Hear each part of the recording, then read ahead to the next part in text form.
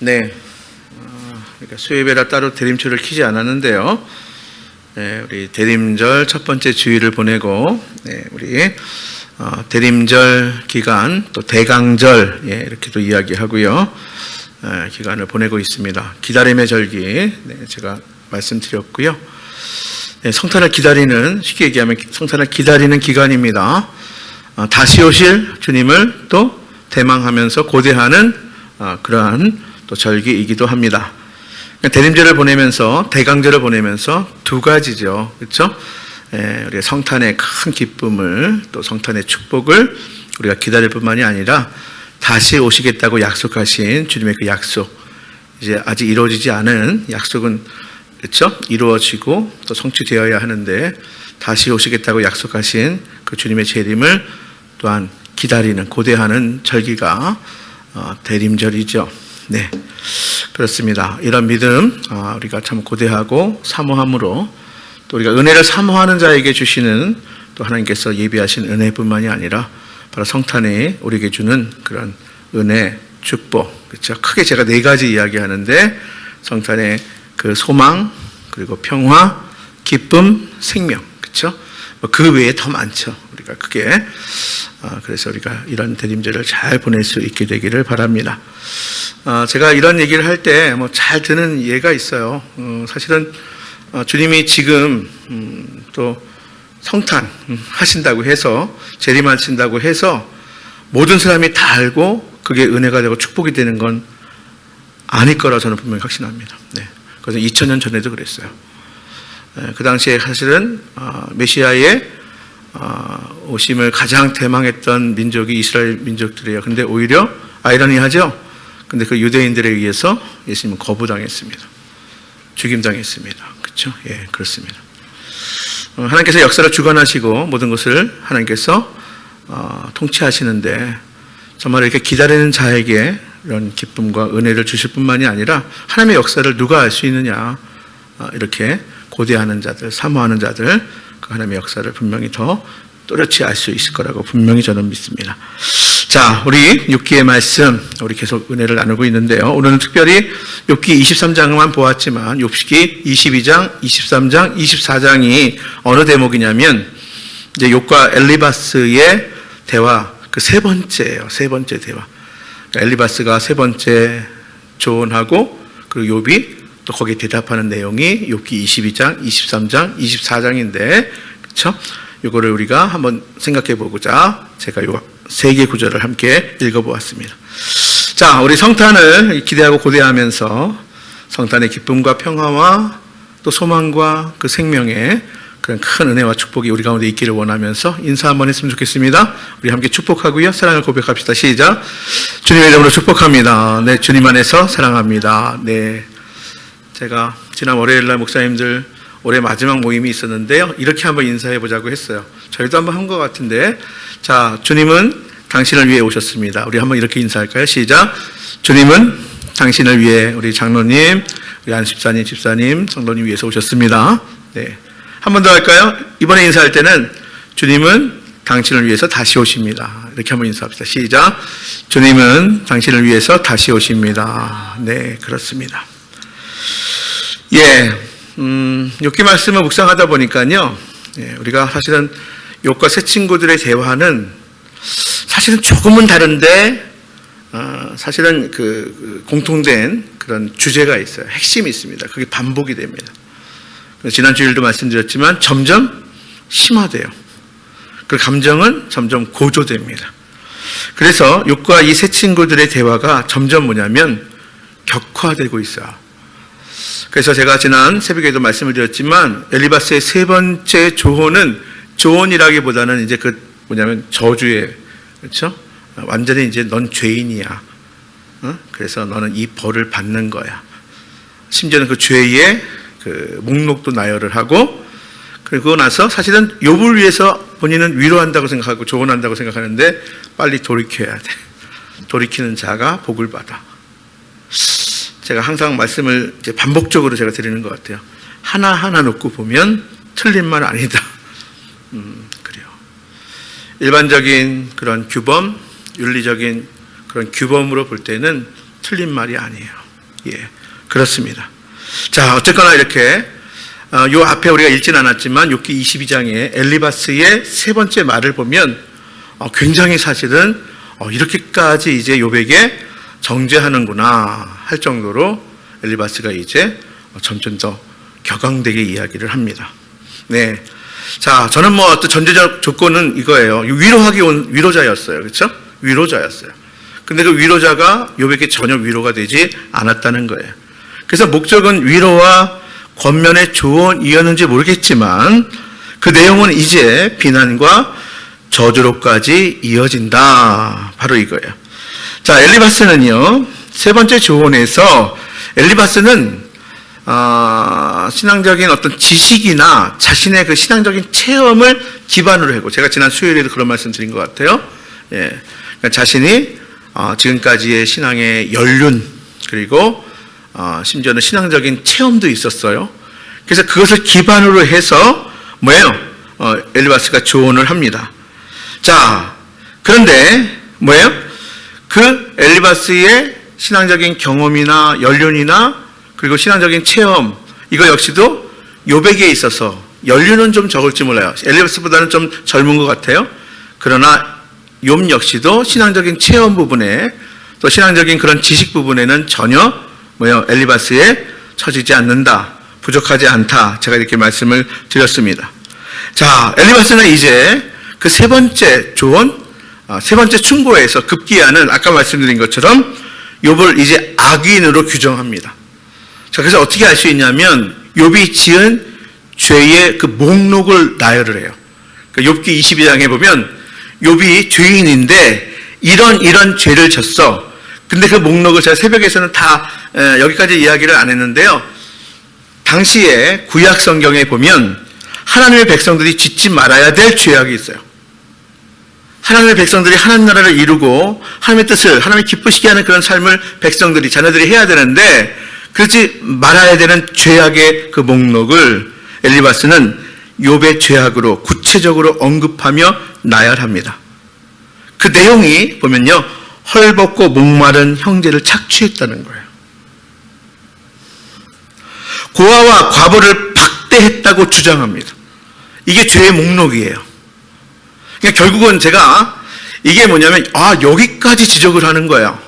그러니까 욥이 헐벗고 소외된 사람, 약한 사람, 그런 형제들을 착취했다. 고아와 과부는 특히 하나님께서 구약 성경에 보면 이스라엘 백성들에게, 이스라엘 공동체에게 특별히 돌봐야 된다.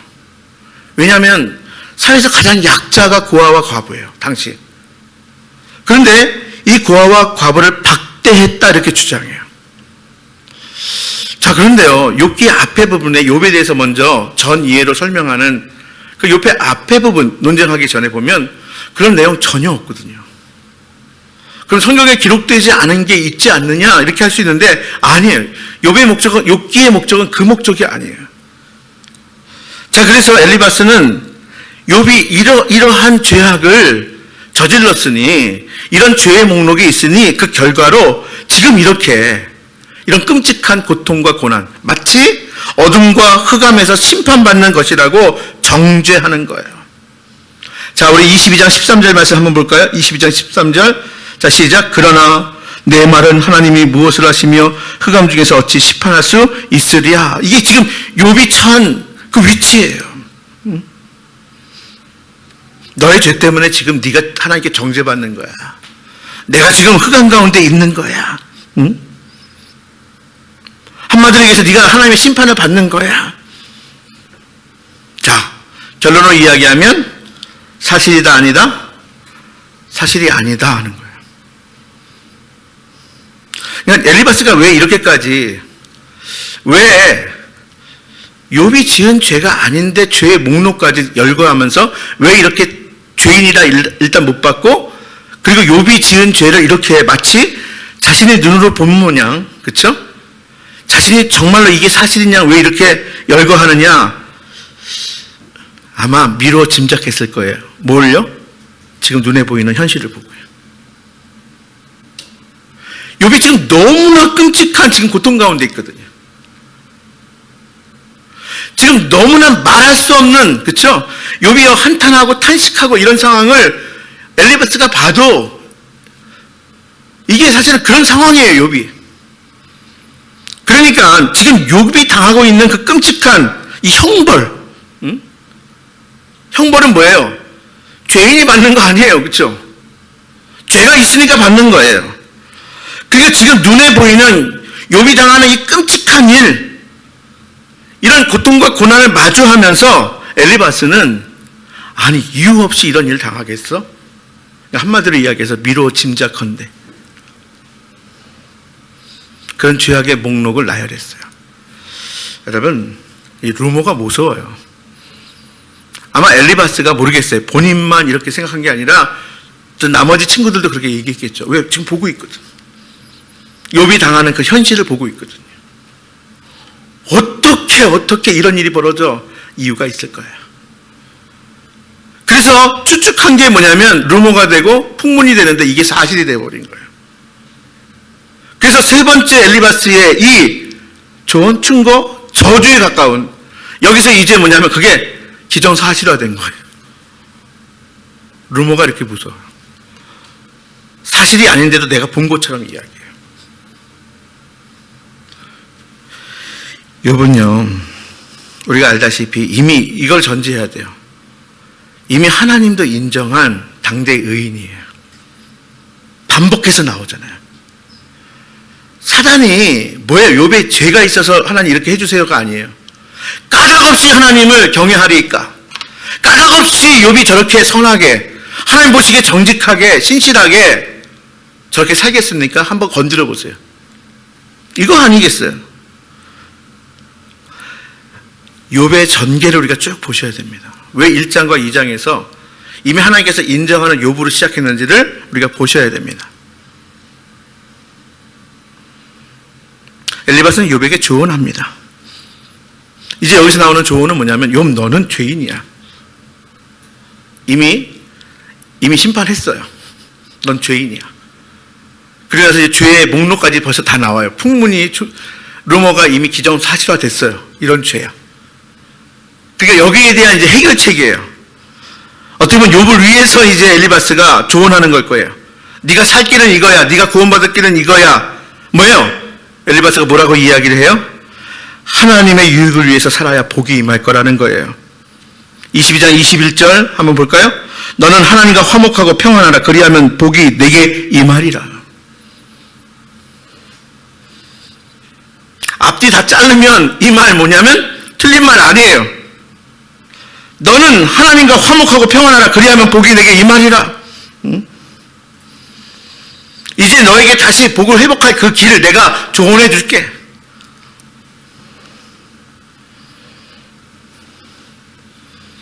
또 뭐라고 이야기해요? 29절 말씀 볼까요? 22장 29절 시작. 사람들이 너를 낮추거든 너는 교만했노라. 말하라. 하나님은 겸손한 자를 구원하시리라. 너 우리가 반복해서 이야기하잖아. 너 교만했어. 잘 나간다고. 사람들이 너 분명히 너 교만의 죄가 있어. 그래서 네가 지금 당하는 거야. 그래서 내가 교만하다고 이야기하면 뭐야? 죄를 고백하고 회개하고 돌이켜. 그래야 하나님이 너 구원할 거야. 교만해서 돌이켜 겸손할 때에 구원하실 거라고 이렇게 말해요. 엘리바스의 말은 정말 일반적이고 규범적입니다. 매우 도덕적이에요. 물론 틀린 말 아니에요. 그가 한 말은 옳습니다. 그러나 엘리바스의 전제되는 욥에 대한 정죄는, 그리고 욥의 죄의 목록은 모두 짐작이에요. 모두 추측이에요. 네. 하나님은 오히려 욥은 의로운 자다, 선한 자다. 이미 당대의 사람들도 그렇게 욥을 인정했었어요. 자, 이제 우리가 읽은 23장으로 넘어오면 이런 엘리바스의 세 번째 이야기를 듣고요. 이제 욥이 입을 또 엽니다. 그냥 입을 안 열면 그건 거기서 그냥 끝나면 좋겠는데 욥이 계속 입을 열어요. 계속 그래서 대화가 되는데 어떻게 보면 제가 한편으로 볼 때는 좀 답답하기도 한데 말씀을 묵상하다 보면 욥이 얼마나 억울했을까 생각이 들어요. 얼마나 답답했을까. 급기야는 하나님 앞에서 물론 의인은 없나니 하나도 없어요. 하나님 앞에서 어떻게 교만할 수 있습니까? 욥이 하나님 몰라요? 너무 잘 알잖아요. 욥도 그런 고백을 했어요. 근데 엘리바스가 그렇게 너 주인이야. 너의 주인은 이거야. 아닌 얘기를 하는데 얼마나 답답했겠어요. 말 안 하는 게 이상하죠. 그래서 욥이 또 입을 여는 거예요, 또. 여러분, 욥은 하나님을 향해서 먼저 가만히 보세요. 욥이요. 사람을 상대도 하지만 욥이 놓치지 않는 게 있어요. 하나님을 향하여. 저는요, 그래요. 저는 이번에 욥기를 묵상하면서 그렇지. 욥이 친구들의 대화를 통해서 친구들이 하는 거 그거 아니야. 그렇지 않아. 인정하지 못해 나는. 이렇게도 하지만 욥은 하나님을 향해서 한탄합니다. 탄식합니다. 심지어는 거기에 원망까지도 담아서 하나님을 향해서 언급해요. 욥은 하나님을 향해서 반항, 근심, 재앙, 탄식을 언급하고 있어요. 그래서 제가 이렇게 보면 이건 소설이 아니라 뭐예요? 정말 하나님의 말씀인 거예요. 소설은 얼마든지 그럴듯하게 더 미화할 수도 있고 하는데 욥을 더 영웅으로 만들 수 있겠죠. 근데 욥은요, 있는 그대로 정말 자기의 답답한 마음을 탄식하듯이 하나님의 향해서 원망을 담아서 불평을 담아서 심지어는 반항하듯이 아파하면서 근심하면서 탄식하며 이렇게 언급합니다. 다시 우리가 23장 2절 말씀 볼까요? 23장 2절 한번 읽어봅니다. 시작. 내가 어찌하면 하나님을 발견하고 그의 처소에 나아가랴. 4절. 어찌하면 그 앞에서 내가 호소하며 별로란 말을 내 입에 채우고. 이렇게. 자, 지난번에도 말씀을 드렸는데 저희 이제 멘토 되시는 분이 벌써 시간이 꽤 됐습니다. 그때가 벌써 2006년도니까 목회를 하시다가 갑자기 혈액암이 오셨어요.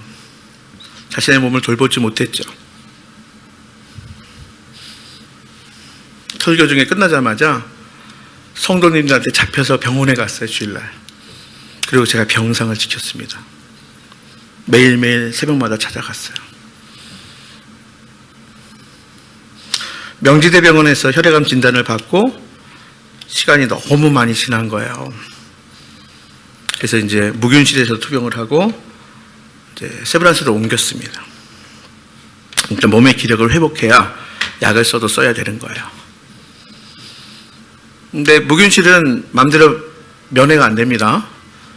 근데 이제 제가 매일매일 가니까 이제 저랑 이제 이렇게 벽 하나를 사이에 두고 이제 대화를 합니다. 근데 어느 날 그런 말씀을 하시는 거예요. 하나님의 응답이 없다는 거예요. 무슨 소리인가 내가 잘못 들었나 했는데 반복해서 말씀하시는 거예요. 목사님이 하나님이 대답이 없으셔. 응답이 없어. 근데 제가 그 모습을 보는데 뭐라고 느낄까요? 그냥 쓸쓸하다는 표현으로는 다 못하겠어요. 하나님이 응답이 없으셔. 대답이 없으셔. 그러면서 이제 제가 이제 병상을 매일 지키면서 제가 경험한 건 뭐냐면,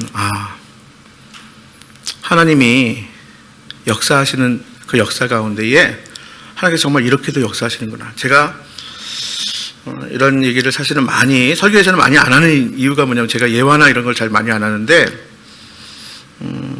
제가 몇 번을 언급을 했어요. 하나님이 그때만 해도 제가 너무 존경하고 정말 제가 너무 닮고 싶은 그런 목회자였는데도 불구하고 그 병상 기간에 하나님이 대답이 없으셔, 응답이 없으셔 하면서 그 표정은 뭐라고 표현할 수가 없어요.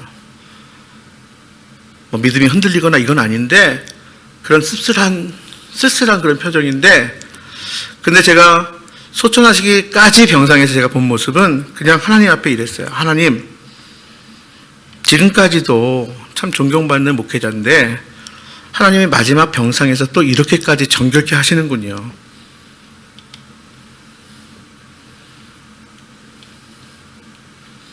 여러 가지 부분에 있어서 사실은 어떻게 완벽할 수 있습니까? 근데 그 병상의 기간 가운데에 저는 그 목사님이 너무 차갑다고 느꼈거든요. 일에 대해서 너무 완벽해서.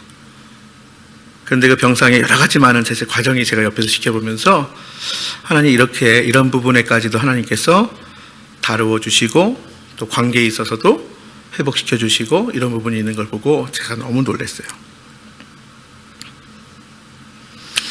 여러분, 저는요 욥의 이런 과정을 이렇게 보면서 새 친구와 욥이 대화하는 이런 대화의 과정을 보면서도 우리 인생에 있어서 아마 여러분들 하나님을 믿고 신뢰하고 또 우리가 신앙생활 하는 가운데에 하나님과 나와의 관계 또 우리가 서로가 서로와의 관계에 있어서 정말로 이 고통과 고난의 문제를 우리가 어떻게 다뤄야 하는지를 우리가 다시 한번 생각해 보고 성찰하도록 우리에게 귀한 은혜를 주신다고 저는 분명히 믿습니다.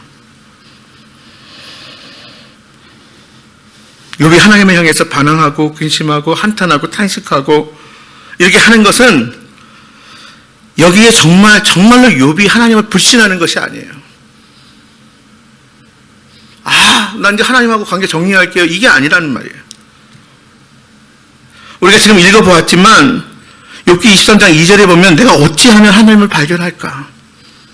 내가 어떻게 해야 그의 처소에 나아갈까? 도대체 앞에도 하나님이 안 보이고 뒤에도 하나님이 안 보여요.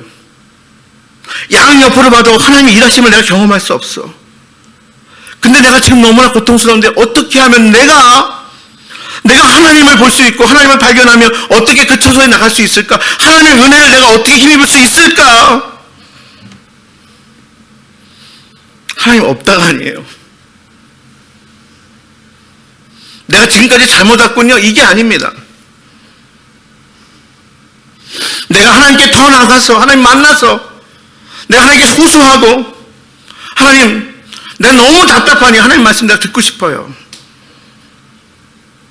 내가 하나님 앞에서라도 내가 변론하고 싶어요. 친구들이 저렇게 이야기하는데 내가 어떻게 얘기해도 이미 나를 이렇게 정죄하고 판단하는데 내가 하나님 앞에서 하나님 아시잖아요. 이거예요. 하나님 전지하신 분이시잖아요. 내가 하나님 앞에 의롭다고 할 수 없지만 완전할 수 없지만 그러나 하나님 나를 아시오니 내가 하나님 앞에서 변론하겠습니다. 이런 간구예요. 그런데 현실은 앞에도 뒤에도 하나님 보이지 않아요. 좌우를 돌아보지만 하나님을 만나볼 수가 없어요. 그러니 욥이 지금 당하고 있는 이미 겪은 그 일로도 답답하고 어렵고 힘들지만 앞에도 뒤도 하나님이 보이지 않고 양옆으로 하나님 만날 수 없으니 마치 사방이 막힌 듯 답답하고 막막한 게 지금 욥의 심정이에요. 여기에 친구들이 하는 말이 뭐예요? 전혀 위로가 되지 않는 말만 하는 거예요. 그러니까 얼마나 뭐가 안 맞는 거예요. 바로 이런 때 욥이 고백합니다. 그 유명한 말씀 아니에요, 사실은요. 23장 10절 말씀이에요. 23장 10절 말씀 우리가 오늘 읽어봤죠. 시작.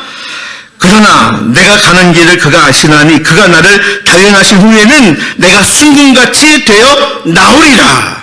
한 번 더 읽어볼까요? 시작.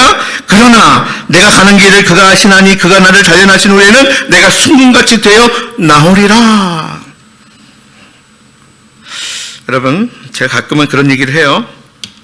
여러분들이 좋아하는 송구를 여러분들 오해하는 경우가 있어요. 심지어는 전혀 어울리지 않게 액자를 만들어서 걸어두는 경우도 있어요.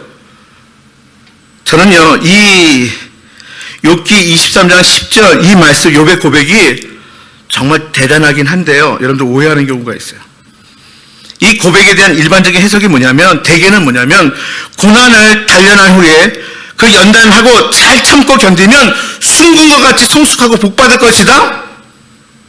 오해 중에 오해입니다. 제가 그래서 위대한 고백이라고 쓰질 않습니다. 이러한 때 욥의 고백을 우리가 주목해 보아야 합니다. 너 지금 고난과 고통 당하고 있으니 지금 연단의 때로 잘 견디면 순금, 우리가 금하면 뭐냐면 뭔가 큰 그 복 이야기해서 내가 더 성숙하고 복 받을 거야. 그렇게 듣지 않았어요? 그렇게 여기지 않아요? 우리말 개정 성경이나 개혁 성경본을 보면 번역한 걸 보면 아, 그런 의미로 해석해도 되겠다 제가 여겨져요. 10분 이해가 갑니다. 그런데 여러분, 이렇게 해석하면 이 욥의 친구들이 말하는 인과응보하고 그렇게 다르지 않습니다. 보세요. 내가 지금 고난 가운데 있는데, 고통 가운데 있는데 연단하고 견디면, 인내하면 이제 더 큰 복을 받을 거야. 더 성숙해질 거야. 그러면 이게 인과응보하고 크게 다릅니까? 자, 그리고 또 하나가 문제가 뭐냐면 하나님은 그럼 죄도 없는데 복을 주시려고 일부러 그렇게 어려움에 빠뜨리게 하시는 분이세요? 여러분, 하나님이 테스트하는 경우가 있어요, 믿음을. 근데 하나님이 이렇게까지 끔찍하게 고통을 주며 고난을 주며 성숙하게 하고 복을 주려고 하나님이 그렇게 하시는 분이 되고 마는 거예요. 여러분, 아브라함을 테스트하실 때 보세요. 이삭을 건드렸어요? 안 건드렸어요. 오해하지 마세요. 하나님이 죄도 없는데 단순히 성숙과 복을 위해서 고의로 재앙을 주신다? 재난을 내려주신다? 이런 분이 되어져. 뭔가 어색해요. 그러니까 뭔가 굉장히 옷에 안 맞는 것 같아요. 그런데요, 이어지는 11절과 12절 읽진 않았어요. 11절과 12절의 욥의 고백을 보면 이게 더 어색해져요. 자, 11절 보겠습니다. 11절에 뭐라고 이야기하냐면 내 발이 그의 걸음을 바로 따랐으며 내가 그의 길을 지켜 치우치지 아니하였고 내가 그의 입술의 명령을 어기지 아니하고 정한 음식보다 그의 입의 말을 귀히 여겼다. 욥은 계속 뭘 하고 있어요? 자기를 변호하고 있어요. 그러니까 단순히 뭐냐면 지금 받고 있는 고통 고난을 잘 연단으로 잘 참고 견디면 이제 더 성숙해지고 더 큰 복을 받게 된다, 이렇게 해석하는 게, 그 다음에 욥이 하는 말은 뭐냐면 나는 그의 발걸음을 바로 따랐고 내가 그의 길을 치우쳐 내가 바로 갔었고 내가 하나님의 입술의 그 명령 말씀을 잘 지켜 행했어. 나는 그의 말씀을 정말 귀하게 여겼어. 마치 송이꿀처럼 달게 여겼어. 여러분, 그래서 성경을 여러 번역본으로 보는 게 중요하죠. 자, 이 같은 구절 욥기 23장 10절, 우리 앞에 10절을 세 번역, 제가 다른 거 안 할게요. 그냥 우리말 세 번역에는 이렇게 번역했어요. 잘 들으세요. 하나님은 내가 발 한 번 옮기는 것을 다 알고 계신 터인데 나를 시험해 보시면 내게 흠이 없다는 것을 아실 수 있으련만. 이렇게 번역했어요. 공동문은 크게 다르지 않아요? 제가 읽어드릴게요. 그런데도 그는 나의 걸음을 낱낱이 아시나니 털고 또 털어도 나는 순금처럼 깨끗합니다 하는 거예요. 그러니까 어떻게 보면 세 번역본으로 이렇게 보게 되면 이게 욥이 어떤 심정으로 이런 고백을 했는지 잘 아는 거예요. 하나님이 시험해봐도 나는 뭐예요? 나는 흠이 없어. 나는 순금과 같음을 욥이 지금 그렇게 고백하고 있는 거예요. 그렇습니다. 욥은 죄인이 아니에요. 친구들이 이야기하는 욥, 넌 죄인이야. 욥은 죄인이 아니라고요. 의인, 즉 변치 않는 믿음을 가진 자가 욥이었던 거예요. 우리는 흔히 이렇게 생각해요. 하나님 앞에 의인은 없느니 하나도 없다. 맞아요. 어떻게 거룩하신 의로우신 하나님 앞에 우리가 나 의인이다 고개 들 수 있겠어요? 그런데요, 욥기에서 욥은요 뭐예요? 의인이라고 그랬어요. 신실한 자라고 그랬어요. 욥의 친구들이 이야기하는 그런 죄인이 아니라고요. 일반적으로 그냥 모든 사람이 죄인이니까 욥도 죄인이겠지, 우리가 그렇게 받아들이면 안 되는 거예요. 욥은 욥기를 그렇게 받아들이면 뭔가 우리가 다른 데로 가는 거예요. 다른 데로. 제가 말씀을 드렸죠. 까닭 없이 은혜 받았잖아요. 까닭 없이 모두 받는 거예요? 고난도 올 수 있다는 거예요. 우리 인생의 고난과 이 고통의 문제가 까닭 없이 당할 수도 있다 없다? 있다. 은혜를 까닭 없이 선물로 받은 것처럼요. 여러분, 욥은요 고난과 인내 그 대가로서 성숙과 복을 말하고 있는 것이 아닙니다. 욥이 말하는 것은 뭐냐면 복된 때이든 고난의 때이든 뭐예요? 순금과 같은 믿음 지키라는 거예요. 어떤 때이든 내가 평온할 때이든 내가 형통할 때이든 내가 고통과 고난의 때이든 믿음이란 그 환경에 따라서 변하는 것이 아니라 어떤 때이든 순금과 같은 그 순결한 믿음을 지키는 것, 그게 믿음이다.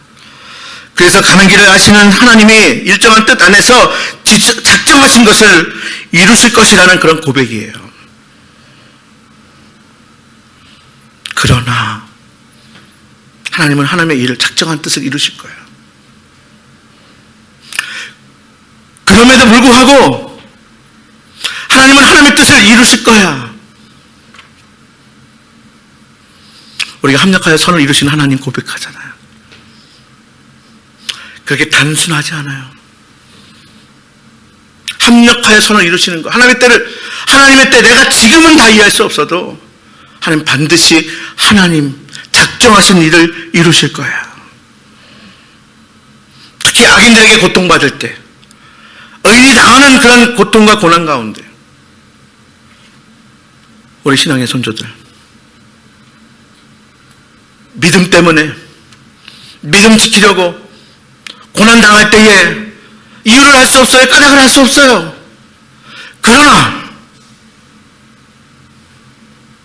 그럼에도 불구하고 그리 아니하실지라도 하나님은 하나님의 뜻을 이루실 거야. 마침내 합력하여 선을 이루시는 그 하나님, 내가 그 믿음 저버리지 않을 거야. 욥은 지금 그걸 고백하고 있어요. 물론 욥의 바람은 이 고난에서 복된 상황으로 회복되는 거예요. 제가 그걸 무시하는 건 아닙니다.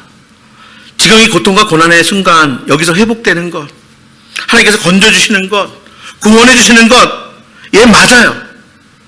악한 자들, 빛을 배반한 자들, 강포한 자들이 이제 벌을 받고 의로운 자들이 복을 받는 것, 그게 바람이에요. 그러나 그럼에도 불구하고 그리 아니하실지라도 비록 고난이 지속되고 하나님이 안 계신 것 같고 불의가 승리한 것 같을지라도 그렇다고 참이 거짓이 아니며 진리가 헛된 것이 아님을, 어둠이 결코 빛을 이길 수 없음을 욥이 지금 고백하고 있는 거예요. 우리 욥기 24장 25절 말씀 우리 한번 볼까요? 욥의 마지막 고백이에요. 25절 시작. 가령 그렇지 않을지라도 능히 내 말을 거짓되다고 지적하거나 내 말을 헛되게 만들 자 누구랴. 그래요. 네. 말씀을 준비하면서 그래요. 그러나 가령 그렇게 되지 않을지라도 그게 아니하실지라도 참이 거짓으로 바뀌지 않아요. 빛이 어둠이 될 수 없어요. 하나님은 반드시 합력하여 선을 이루시는 분이세요.